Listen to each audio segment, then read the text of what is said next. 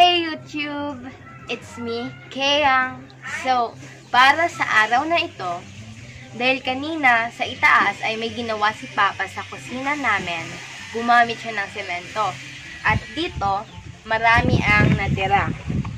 Kita nyo guys, sobrang dami pa. Kaya nasayangan ako at naisipan kong gumawa kaya ako ng DIY flower pots kasi maraming pananim si Mama pero walang maayos na flower pots. So, naisipan kong gawan siya ng flower pots. So, yung materials na kinakailangan dito ay hindi naman marami at hindi naman siya binibili. So, dito, may semento tayo. Nahalo ko na siya. Yung mga lumang damit natin. Mga hindi na siya ginagamit. So, yung sa akin ay nakat ko na siya. Kinat ko ng pa-square. So, marami dito.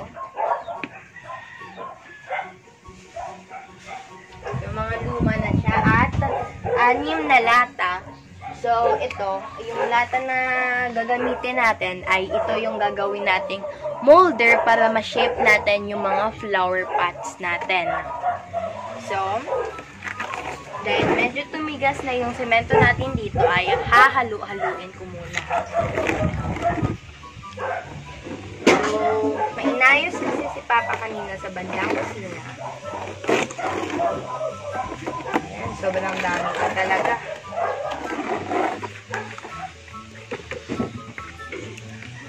So, okay na to. Yung ikalawang gagawin naman natin ay yung mga damit natin dito, mga lumang damit, ay ating ilalagay sa semento. So, lagay natin. Parang slime lang.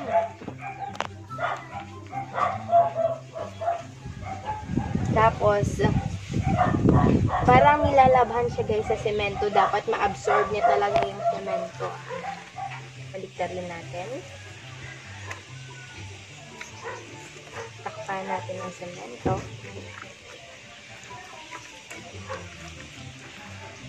So yan guys, parang maglalaro ka lang ng slime. So ayan siya. Pero as you can see, meron pang hindi nalagyan, kaya dapat pupunuin natin. Dapat lahat ng parte ay nalagyan ng semento.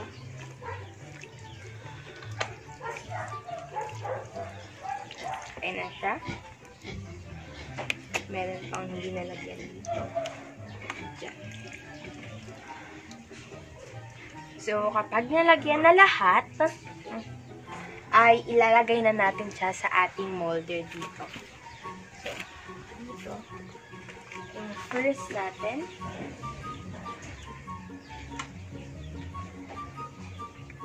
So, yan na yung first na flower pot natin. Hintayin na lang natin pag ano ito. Yung tawag doon, mag-dry. So, nang gagawin na din natin ito sa ikalawang tela natin. So, tapos na tayo sa ikalawa natin. Meron tayo dito tatlong damit. So, same process lang. Ganun lang yung gagawin natin sa tatlong damit natin dito. Dapat kumiin natin ng semento. So, medyo nag-ano na yung semento natin, nag-dry na. So, takpan natin yung lahat ng parte ng ating damit. No? Tapos sa kabilang side, may hindi pa nalagyan. Kaya, dito natin kami ilagay sa molder. So, ayan na. Pag nalagyan na lahat, pwede na natin itong ilagay sa, ano natin, sa mga containers natin dito. Dapat i-balance na yung paglagay. Ito. So, ayan na. Natapos na natin. Balance ba? So, natapos na natin yung ikatatlo. Gawin na din natin sa ito pa. Sa pang-apat na damit. So, si Kuya, itintusan siya kasi hindi pa pala bumili na ano ba yun. So, yung semento natin ay medyo tumigas na, hindi na natin makahalo sa damit. Mamaya ay lalagyan ko ito ng tubig. Hindi na talaga siya nakaano sa damit natin, kaya lalagyan na natin ng tubig. Say, yung tubig paki-on na.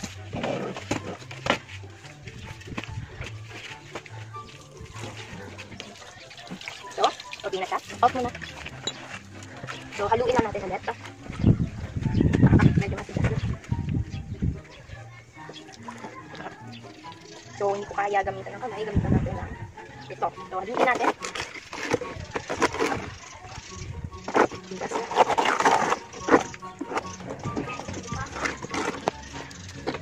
Dapat, yung ano niya, yung itsura niya maging katulad ng sa kanina. Yung itsura, yung sa ngayon ay okay na to dahil medyo naging soft na siya kumbaga kanina. Yung sobrang tigas, hindi may halos sa damit natin. So, haluin na ulit natin. So, parang lalaban ng yung damit natin guys ng semento. So, prepare natin.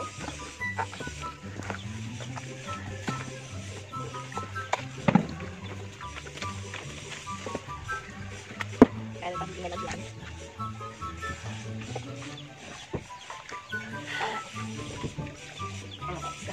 Yung DIY plant box na ito, di ba? Medyo nauuso na ngayon kasi ngayong mga nanay natin dahil nasa bahay lang naman, dahil quarantine na, ay na-addict na sa mga pananim. Si mama nga na-addict na din sa barter-barter ng mga pananim online eh. Nakikipag-barteran siya sa mga iba ring nanay dito sa hindi namin. So, ito na yung pang-apat na damit natin guys. So, okay na siya. So, lagay na natin sa molder natin. So, dapat nga balance na pwede siyang balagyan ng pananim natin. So, okay na, nalagay na natin. So, ito guys. Tapos na yung ikalima natin. So, lagay na natin sa molder niya. Dapat i-balance ha. So, pag i-balance, i-adjust na lang.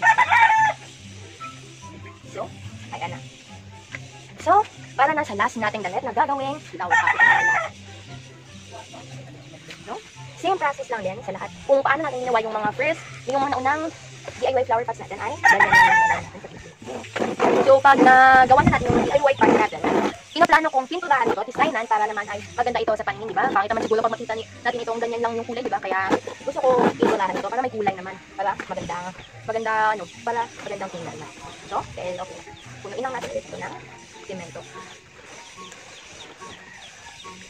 So, tapos na yung last na flower pot natin, yung ika-anim, ilalagay na natin ito sa molder niya. So, kahit last, dapat i-balance din natin ito para maganda naman tingnan kapag nag-ano na siya, nag-dry. So, balance din natin, shape natin para magandang short time naman at lagyan ng back. So, tapos na natin gawin yung DIY flower pots natin ay hihintayin lang natin ito na mag-dry at para bukas ay mapinturahan na natin ito at malagyan ng tanim. So, see you tomorrow! 2 days later. Hi guys! It has been 2 days since ginawa natin yung DIY plant pot natin dito. So, and guys, kitang-kita na. Nag-ano na siya.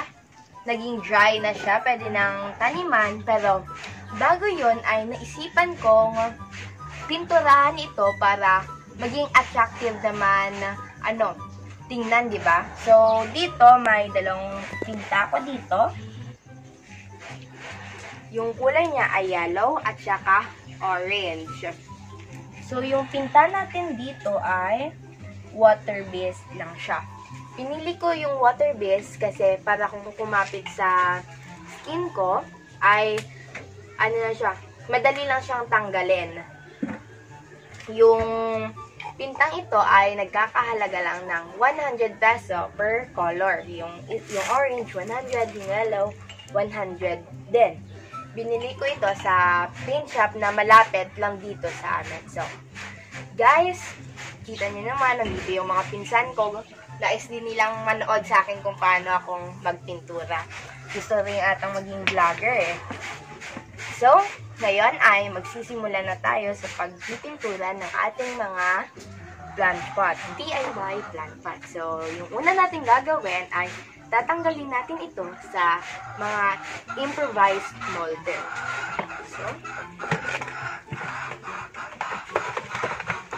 So, medyo mahirap siyang tanggalin kasi medyo nakakapit na siya sa semento natin. Pero, kayang-kaya naman. Yung yung ginawang improvised molder natin ay lagayan ng pintura. Kaya, merong pintura pang natira, nabasa ng ulan, kaya naging, nakulayan yung loob natin. Pero, okay lang naman kasi puti. Pero matatakpan din naman ito ng ano natin, ng soil at ng tanim. So, yung improvised molder natin guys ay gagawin nating patungan para madali nating pintahan yung DIY plant pot natin.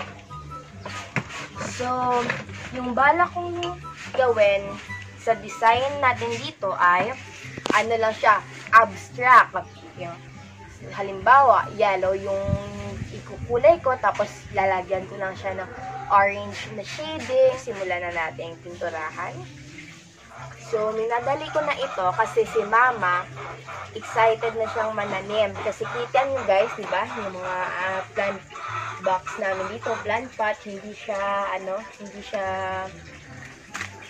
masyadong maganda kasi mga recycled lang. Kita nyo, no? Mga ano lang siya, container lang siya ng mga paint natin.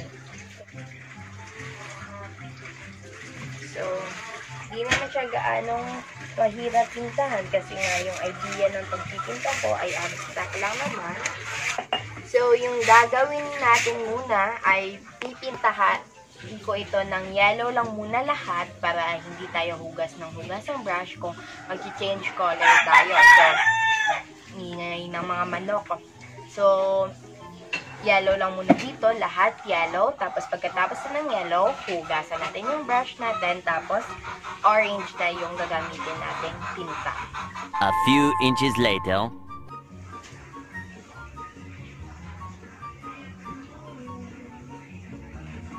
Guys, tapos na nating pinturahan lahat ng DIY flower pots natin ng kulay yellow. So, yung gagawin naman natin ngayon ay kukulayan na natin ito ng kulay orange naman. Pero bago yon ay huhugasan muna natin yung paintbrush natin dito sa tubig, sa malinis na tubig para magamit na natin ulit ito sa pagkulay ng orange. So, itabi muna natin ito. Pagkatapos ay huhugasan na natin. Kasi nga water-based lang yung tinta natin, madali lang itong tanggalin.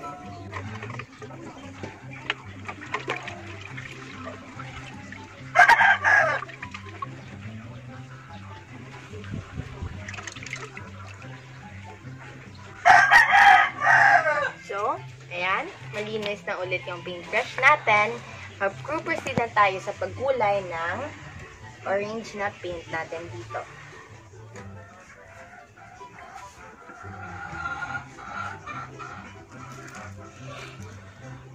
So, make sure natin na lahat talaga ng mga blank spaces ay makukulaya. So, as you can see guys, yung kulay orange ay nagsisilbing shading ng yellow natin dito. Kaya, maganda siya tingnan. Natapos na natin yung first DIY flower pot natin dito. So, kitang-kita naman guys. Yung gagawin na lang natin dito ay ibibilad natin sa ilalim ng araw para mag-dry siya at tataniman na natin. Bukas siguro ay okay na itong gamitan. So, natapos na natin yung isa. Meron pa tayong 5 DIY flower pots na kukulayan. Kaya magpuproceed tayo dito. Tabi muna natin ito. Mamaya ay ibibilad natin ito sa hotbot. So, dito na tayo sa ikalawa. Same process lang din yung gagawin natin. Kulayan yung mga hindi pa nakukulayan. At enjoy lang. Kasi abstract lang naman ito. Hindi na kailangang i-perfect talaga. Kulay-kulay lang. Parang naglalaro.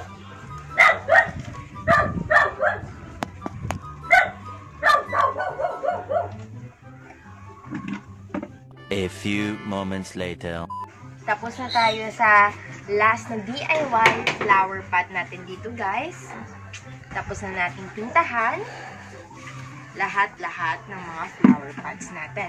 So as you can see naman guys, yung mga design or anong makikita nyo, madi-describe nyo yung mga flower pot na ginawa natin na parang apoy, parang flame siya kasi sa combination ng mga kulay niya na yellow at orange. Kaya, sobrang gandang tignan, guys. Sobrang ganda i-display dito. Yung mga pananim namin dito, guys, ay gaganda na kung tingnan. So, dahil na-satisfy ako sa ginawa kong ito, naisipan kong gumawa pa ito ng madami.